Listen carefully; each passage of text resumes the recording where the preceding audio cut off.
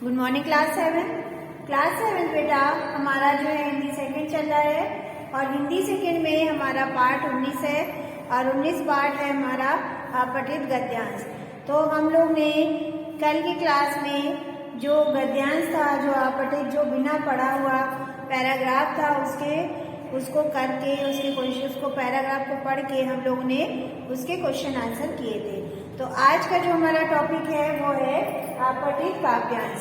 तो गद्यांश क्या होता है? जिसमें कहानी, निबंध जैसे होती है उस और एक बड़े से पैराग्राफ में होती है, उसको हम लोग क्या कहते हैं? गद्यांश। ठीक है। और क्या कहते हैं? काव्यांश क्या होता है? जिसमें कविता होती है, उस दोहा होता है, ये सब जो होती है ये हमारे गद्यांश होते हैं। ठीक है। तो हम लोग ने जो है गद्यांश वाला पार्ट कल कर लिया था। आज हम लोग जो है काव्यांश वाला पार्ट करेंगे। तो काव्यांश वाले में जो ये कविता दी हुई है, इन पंक्तियों को हम पढ़ेंगे और ये जो हमारी इसमें पंक्तियां दी हुई, जो कविता दी हुई है, जो काव्यांश दिया हुआ है, ये हमारी ना पुस्तक में है और ना हमने कहीं पढ़ा हुआ है। तो जो अपठित होता है, जो बिना पढ़े हुए आपके सामने परीक्षा में आ जाए और उसके आंसर आपको ढूंढ के करना होता है, वही हमारा जो है अपठित गद्यांश होता है। ठीक है। तो उसी तरह से सेम ये भी वही है, काव्यांश भी है। तो देखिए पहला वाला पेज नंबर 179, देखिए क्या लिखा है। पहला काव्यांश है, सच है विपत्ति जब आती है, कायर को ही दहलाती है, सुरमा नहीं विचलित होते, क्षण एक नहीं धीरज होते।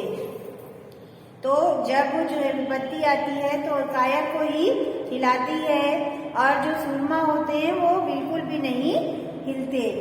विघ्नों को गले लगाते, कांटों में राह बनाते, मुंह से ना कभी उफ करते, संकट का चरण न गाते, जो आप पढ़ता सब सहते, उद्योग नित रहते हैं, सूलों का मूल नसाते हैं, बड़ खुद विपत्ति पर छाते हैं। यानी जो सूरवीर जो होते हैं, जो सूरमा होते हैं, वो विपत्ति में कभी नहीं डरते हैं और जो भी संकट होती है उसमें जो है हमेशा तैयार खड़े होते हैं और जो कांटे होते हैं उनमें भी जो है कांटे में भी राह बनाते हैं। ठीक है। तो ये किसके लिए कहा गया है? सूरमाओं के लिए, वीरों के लिए है, जो धैर्य कर रखते हैं उनके लिए है। ठीक है। तो ये हमारा जो है काव्यांश है। अब हम लोग जो इसके अनुसार जो इसमें क्वेश्चन दिए हुए हैं वो देख लीजिए बेटा। इसको हम लोग करेंगे। क्वेश्चन दिया हुआ है सही उत्तर के सामने। ठीक उसी तरह से जैसे हम लोग ने पहले की क्लास में कुछ पॉइंट हैं उनको याद करना होता है, उनके अनुसार ही हमको जो है नियम होते हैं, नियम के अनुसार ही हमको जो है इसको करना होता है। जैसे कि हमने पहले लिखवा दिया है, छात्रों को अपठित गद्यांश के मूल भाव को समझाने के लिए उसे ध्यानपूर्वक, जो भी आपका जो दिया हुआ है पैराग्राफ, उसको ध्यानपूर्वक पढ़ना होता है और इससे उसके मूल भाव समझ में आते हैं और उसमें से आपको आंसर ढूंढने में आसानी होती है। ठीक है। और इससे क्या होता है? वैकल्पिक क्वेश्चन होते हैं जिससे बच्चे का मानसिक बौद्धिक विकास होता है और उसकी क्षमता का पता चलता है कि उसकी समझ में पढ़ाई कितनी आ रही है। ठीक है। तो इस तरह से कुछ पॉइंट्स होती हैं, उनके अनुसार ही हमको ये पैराग्राफ करना होता है। तो अब देखिए इसमें जैसे जो अभी हमने पढ़ा है पहला वाला काव्यांश, इसमें देखिए सही उत्तर के सामने सही का चिन्ह लगाइए। तो पहला उत्तर है विपत्ति किसे विचलित करती है। तो विपत्ति जब आती है तो कौन हिलने लगता है, कौन डर जाता है, इसके बारे में हमें बताना है। तो हमने जब पैराग्राफ पढ़ी है तो हमें आसानी से पता चल जाती है कि विपत्ति किसे विचलित करती है। सूरमाओं को, सूरमाओं जो होते हैं वो कभी भी विपत्ति के समय हिलते नहीं हैं, हमेशा निडर खड़े रहते हैं। ठीक है। तो इसी तरह से जो हमारे सारे क्वेश्चन है हम लोग करेंगे। पहला क्वेश्चन है, देखिए सबसे पहले हम लोग उसी तरह से करेंगे, नंबर 1 डालेंगे और यहाँ पे लिखेंगे काव्यांश पहले लिखेंगे काव्यांश, ठीक है। फिर यहाँ डालेंगे हम लोग नंबर 1, सच है, सच है, ठीक है। सच है, विपत्ति, सच है विपत्ति, डैश डैश, लास्ट वाला पॉइंट, लास्ट वाली लाइन, विपत्ति पर छाते हैं, पर छाते हैं, ठीक है। अब इसका जो है क्वेश्चन है, सही उत्तर के सामने सही का चिन्ह लगाइए।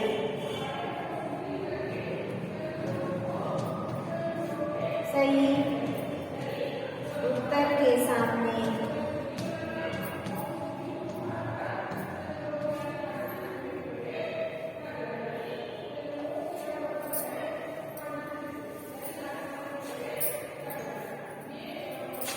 इसको हम लोग यहाँ लिखेंगे बेटा, सही उत्तर के सामने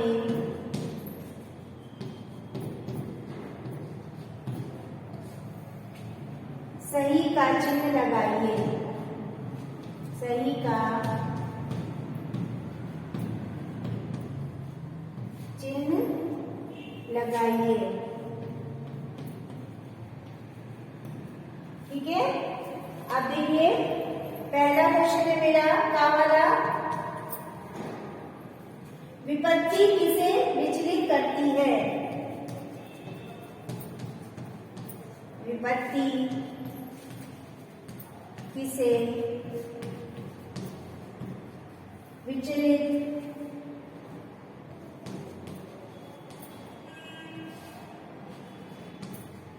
करती है? तो ऑप्शन है मेरा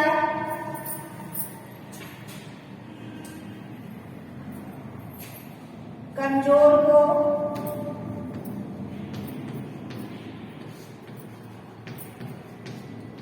सेकेंड है समझदार को,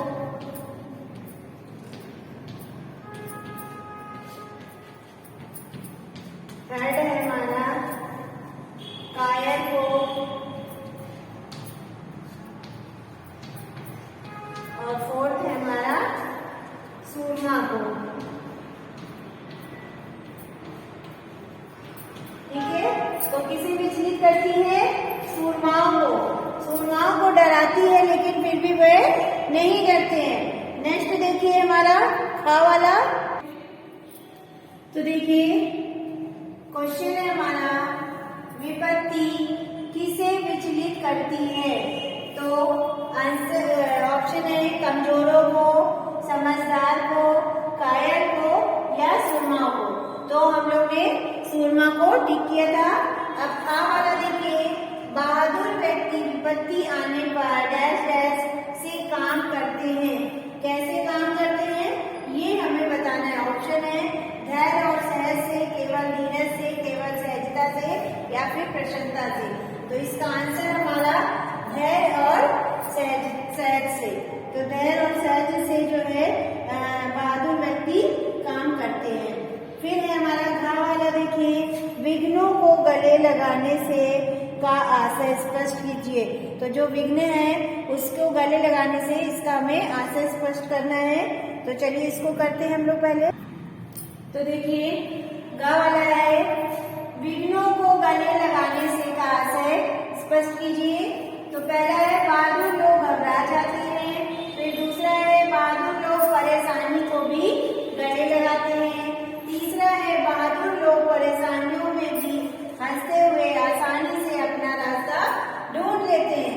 फिर चौथा है इनमें से कोई नहीं।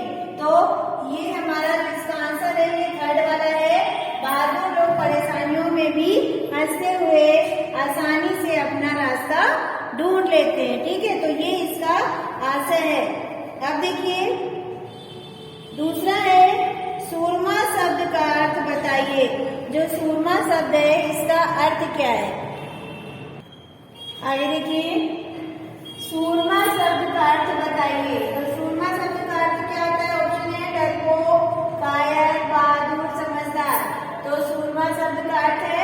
हमारा बहादुर, ठीक है, बहादुर में टिक करेंगे। फिर हमारा धीरज खोना मुहावरे का अर्थ बताना है। तो जो धीरज खोना है इस मुहावरे का अर्थ बताना है। ऑप्शन है सहज खो देना, हिम्मत से काम लेना, धैर्य खो देना, धैर्य पूर्वक काम लेना।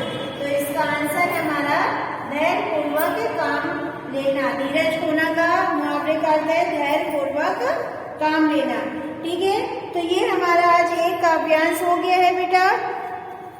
अब आगे देखिए, कुछ काव्यांश और दिए हुए हैं, तो हम लोग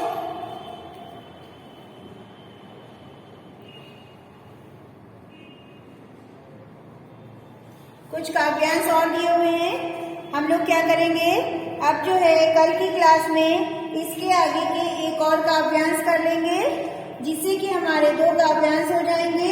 फिर हम लोग इसके बाद अभ्यास कार्य करेंगे, ठीक है। तो आज की क्लास हमारी जो है यही पे ओवर होती है। कल की क्लास में हम लोग दूसरा काव्यांश करेंगे कि हमें किस तरह से इसको करना है, ठीक है। तो थैंक यू क्लास।